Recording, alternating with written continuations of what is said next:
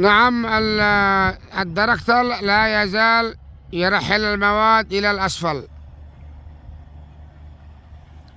بعد السلام عليكم ورحمة الله وبركاته من شارع ديحد في وصاب العالي مخلاف القائمة عجلة جبل مطحن.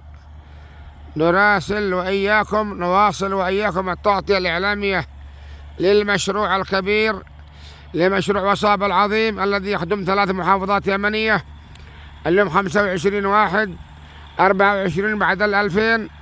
طبعا هذا المشروع 52 كيلو من حوف الحنش، وادي المهركل، شارع المنصور،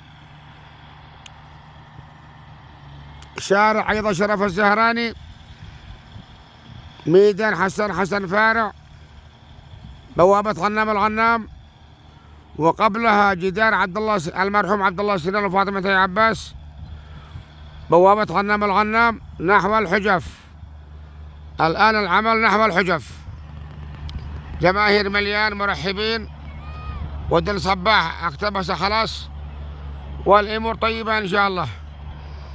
نتمنى من الجميع بدون استثناء، نتمنى من كامل التجار داخل اليمن وخارج اليمن والمنظمات المحلية والعربية والدولية أن لا يبخلوا في دعم هذا المشروع. كانوا أبناء وصاب محرومون وغير وصاب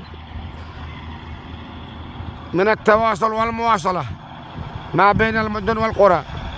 الآن ما أنجز عظيم ولله الحمد، وما أنجز كبير ما شاء الله، والعمل بدأ والتدشين بدأ والعمل طيب إن شاء الله. ولازم يكون لهذا المشروع مشرف خاص يوجه المعدات شرقا وغربا حتى لا تكتبس أراضي الناس. هنا مكبوس من المخلفات، ومن المفروض أنه كان يسحب الذي عنده إلى هذا المكان.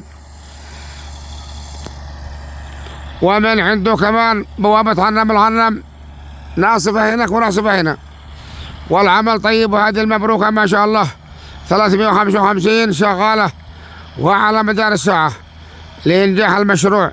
تدشين العمل مهم، ربط المسار بالمسار مهم.